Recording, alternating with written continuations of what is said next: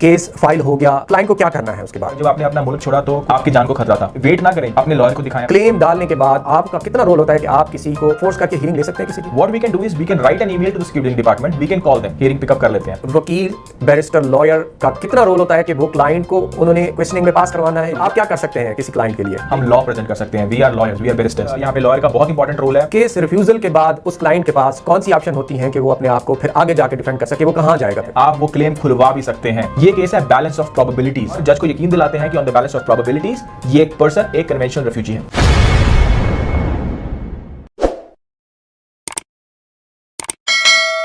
जी welcome back नाजरीन, Urdu world Canada के इस एपिसोड के साथ जो कि हम बैरिस्टर पीयूष गौर साहब के साथ रिकॉर्ड कर रहे हैं। पीयूष साहब, हम ब्रेक पे जाने से पहले रेफ्यूजी क्लेम के बारे में बात कर रहे थे और आप वर्क परमिट और रेफ्यूजी आईडी मिलने के बाद बता रहे थे कि जी यहाँ पे बंदा अलाउ होता है। अब मुझे ये बताइए कि अब केस फाइल हो गया, अगला स्टेप मेडिकल हो गया, तो क्लाइंट को क्या करना है उसके बाद?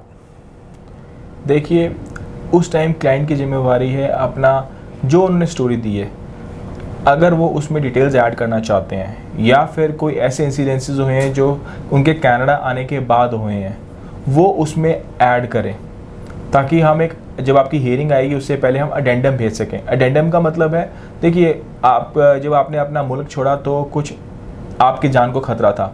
देयर आर लाइकली चांसेस कि जब आप कनाडा आ गए हैं, वो जो एजेंट ऑफ प्रोसिक्यूशन है, इसका मतलब जो आपके खिलाफ थे, जो जिनकी वजह से आपकी जान को खतरा था, उन्होंने कोई एक्शन लिया हो। फॉर एग्जांपल, फॉर इंस्टेंसेस, कई लोग कहते हैं जी हमारे खिलाफ एक्सट्रीमिस्ट ऑर्गेनाइजेशन ने कोई फतवा निकाल दिया, या फिर हमारे खिलाफ कोई गलत FIR कर दी गई है ब्लास्फेमी की, या फिर हमारे खिलाफ कोई अरेस्ट वारंट निकल गया। तो ये चीज़ें बहुत इंपॉर्टेंट हैं आपके केस के लिए। अगर ऐसी कोई भी चीज़ हुई है तो इसको आप इकट्ठे करें, मंगवाएं। डोंट वेट कि आपकी जब हियरिंग आएगी आपको तब ये डॉक्यूमेंट्स चाहिए। नहीं, आपके पास वक्त है, यही आपको इमिग्रेशन टाइम दे रही है, तो वेट ना करें। जैसे ही कोई चीज़ होती है, what ever information you can get, आप प्लीज़ मंगवाएं अपने पास, अपने लॉयर को दिखाएं, अपने लॉयर को बोलें सर ये देखिए ये चीज़ें हुई हैं, राइट, ताकि लॉयर उसको अडेंडम बना सके और इमिग्रेशन को इमीडिएटली अपडेट कर सके। एक इम्पॉर्टेंट सवाल है बैरिस्टर पीयूष साहब के, क्लेम डालने के बाद जो क्लाइंट होता है वो बहुत जल्दी में होता है कि जी हर वक्त मैंने कई इंटरव्यूज़ में सुना है कि जी आपके ऑफिस में फ़ोन आते हैं और क्लाइंट आपके पास पहुंच जाता है कि जी हमारी हियरिंग क्यों नहीं आ रही। तो क्या हियरिंग को लेने में आपके ऑफिस का, आपका कितना रोल होता है कि आप किसी को फोर्स करके हियरिंग ले सकते हैं किसी की? देखिए ये अमान भाई बहुत बड़ा इंपॉर्टेंट क्वेश्चन है और मेरे को हर रोज़ बहुत कॉल्स आती है हियरिंग के लिए।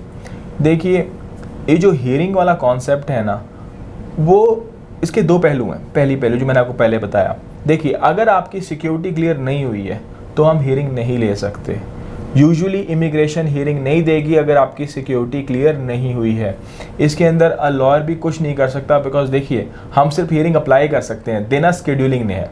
हाँ, लेकिन अगर आपकी हियरिंग कंप्लीट हो गई है, what we can do is we can write an email to the scheduling department, we can call them, और जो स्केड्यूलिंग डिपार्टमेंट है अगर फाइल रेडी होती है वो हियरिंग बुक कर देता है, और अगर फाइल नहीं रेडी होती है तो हमें बता देता है कि देखिए अभी हम कुछ डॉक्यूमेंट की वेट कर रहे हैं और आप हमें 1 महीने बाद या फिर 3 हफ्ते बाद प्लीज़ रब्ता कर लीजिएगा, और may be at that point of time हम हियरिंग की पोजीशन में होंगे, या फिर अगर उससे पहले हम हियरिंग की पोजीशन में हो जाए हम आपको कॉन्टैक्ट कर लेंगे। कई केसेस में IRB हमें खुद कॉल करती है और हमें बताती है ये देखिए जी 25-30 केस हैं, ये केस रेडी हैं, इनको आप हियरिंग उठा लें। तो हियरिंग हम अपनी अवेलेबिलिटी के हिसाब से जो डेट हमें कन्वीनियंट होती है और फिर क्लाइंट की अवेलेबिलिटी के हिसाब से हम हियरिंग पिकअप कर लेते हैं। बट येस, अगर सिक्योरिटी नहीं क्लियर हुई है तो ऑनेस्टली जो मेन इशू यही है। मेन मुझे क्लाइंट्स कॉल करते हैं, उनकी सिक्योरिटी नहीं क्लियर हुई, जिनकी सिक्योरिटी क्लियर हो गई है उसकी यूजुअली हम डेट्स उठा लेते हैं, तो that is why delays can happen. अच्छा सर, अगर ये सारा प्रोसेस कंप्लीट हो गया, हियरिंग शेड्यूल हो गई, हियरिंग का दिन आ गया, मुझे ये बताइए कि इस हियरिंग वाले दिन वकील, बैरिस्टर, लॉयर का कितना रोल होता है कि वो क्लाइंट को उन्होंने इस एग्ज़ाम में या इस क्वेश्चनिंग में पास करवाना है, या ये क्लाइंट की ज़िम्मेदारी है? क्योंकि ये सवाल अक्सर क्लाइंट करते हैं कि भाई उस दिन हमें कौन बचाएगा, कौन हमें डिफेंड करेगा। तो आप क्या कर सकते हैं किसी क्लाइंट के लिए? देखिए, लॉयर मैं नहीं कहता, बहुत सेल्फ रिप्रेजेंटेड क्लाइंट है, उनके रेफ्यूजी क्लेम भी होते हैं, राइट। बट हमारा रोल कहाँ आता है? देखो, टेस्टिमनी आपने देनी है, स्टोरी आपकी है, जज के सवालात आप देंगे। हम लॉयर्स टेस्टिमनी नहीं दे सकते, लेकिन हम लॉ प्रेजेंट कर सकते हैं। We are lawyers, we are barristers. तो एग्जाम्पल, अगर आपके, अब मैं आपको रिसेंट केस दूंगा, एक बांग्लादेश का केस। अब बांग्लादेश के अंदर जो हमारा national document package of Bangladesh है, जो हमारा कानून है, जिसके ऊपर से जिसको देख के या रीड करके जज डिसीजन देते हैं, वो अपडेट नहीं हुआ था। और आपको पता है बांग्लादेश के पिछले कुछ टाइम के अंदर हालात ख़राब हो गए, जहाँ पे शेख हसीना को कंट्री छोड़ के जाना पड़ा। ये चीज़ें एज अ लॉयर मैंने जज को बताया, जिसको जज को नहीं पता थी, और उस क्लाइंट को क्लेम दिया गया, बिकॉज जो अब उसकी जो कंडीशन थी और उसका जो केस था वो मैच कर रहा था जो कंडीशन बांग्लादेश की है। सेम कई बार पाकिस्तान का कोई आपने एक चीज़ बोली है, राइट, पर जज उस बैकग्राउंड का नहीं है, तो जज को आपकी जो थ्रेट है उसके साथ लॉ जो मैच करने वाला काम है वो लॉयर करता है। तो जो लॉयर का काम है टेस्टिमनी को लॉ के साथ ब्रिज करना, क्योंकि जब भी हियरिंग होती है उसके एंड के अंदर लॉयर आपसे सवाल करता है या फिर लॉयर अपनी दलीलें देता है, जो कानूनी दलीलें। तो एग्जाम्पल, अगर आपने हियरिंग दी और एज अ वकील मुझे लगता है कि ये चीज़ जज के सामने जानी चाहिए, या फिर ये चीज़ आपने नहीं बोली है, या फिर ये चीज़ आपने कुछ बोली थी और आप प्रॉपर उसको एक्सप्लेन नहीं कर पाए, तो मैं आपसे वो दोबारा पूछ सकते हैं और जज के सामने वो बात क्लियर की जा सकती है। यहाँ पे लॉयर का मेन रोल आता है। सेकेंडली, फिर हम जज से पूछ सकते हैं कि आप बताएं आपको किस एरिया पे सबमिशंस चाहिए।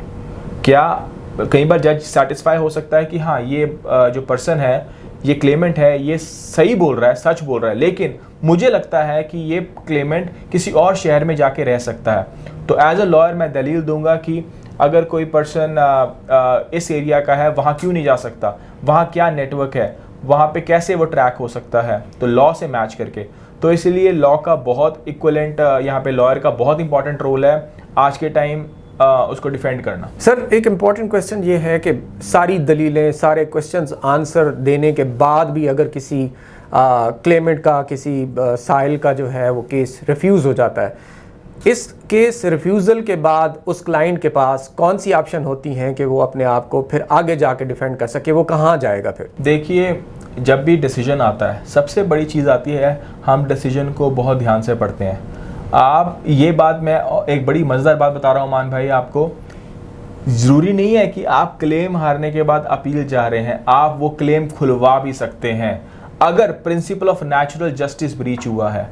एक रिसेंट हमारा केस था, उस केस के अंदर हमें जज ने एक नई जूरिस्प्रूडेंस जो लॉ की यूज़ करने से पहले नोटिस नहीं दिया, जो जज को देना चाहिए था, और उसने केस डिनाई कर दिया। हमने उस केस की अपील तो डाली, साथ साथ में हमने रीओपनिंग की एप्लीकेशन भी डाली, और वो केस रीओपन हुआ, अपील करने की ज़रूरत नहीं पड़ी। तो ये भी चीज़ है, क्या उसमें principle of natural justice breach हुए थे? अगर वो हियरिंग सही रही और जो उस हियरिंग में फ्लॉज थे, इसका मतलब अगर क्लाइंट ने कोई बात बोली जो जज ने मानी नहीं, या फिर something was not properly explained, या फिर इंटरनल फ्लाइट अल्टरनेटिव, यानी कि जज को लगा कि ये किसी और शहर में रह जा सकता है, उसके ऊपर प्रॉपर रिसर्च वर्क होती है और आपकी एक अपील डाली जाती है रेफ्यूजी अपील डिवीज़न के पास। और अगर, बिकॉज देखिए, जो ये रेफ्यूजी का जो केस है ना, ये कोई 100 मार्क्स वाला केस नहीं है, ये केस है balance of probabilities, not beyond reasonable doubt. मतलब आपने अपना केस प्रूव करना है ऑन बैलेंस ऑफ प्रोबेबिलिटीज, आपने 100% प्रूव नहीं करना, आपको जज को बताना है कि on the balance of probabilities मेरे को ये खतरा है। तो सेम काम अपील में होता है, हम रिसर्च हुआ करते हैं और जज को यकीन दिलाते हैं कि on the balance of probabilities ये पर्सन एक कन्वेंशनल रेफ्यूजी है। नाज़रीन, आपने IRB यानी इमिग्रेशन रेफ्यूजी बोर्ड से अगर किसी का केस रिफ्यूज़ होता है, जो पहली पेशी होती है, उसके बाद अगली पेशी या अगली अपील कहाँ होती है, वो बैरिस्टर पीयूष गौर साहब ने आपको बताया। हम मज़ीद इसी टॉपिक को आगे लेके चलते हैं कि अगर किसी साइल का, किसी क्लेमेंट का जो केस है वो रेफ्यूजी अपील डिवीज़न में भी रिफ्यूज़ हो जाता है, तो उसके बाद क्या उनके पास रास्ता होता है। हम ब्रेक पे जाते हैं, हमारे साथ रहिए और स्क्रीन पर दिए हुए नंबर्स और ईमेल नोट कर लीजिए। आपने बैरिस्टर पीयूष गौर साहब से इन नंबर्स और ईमेल्स के ज़रिए रब्ता करना है। हमारे साथ रहिए।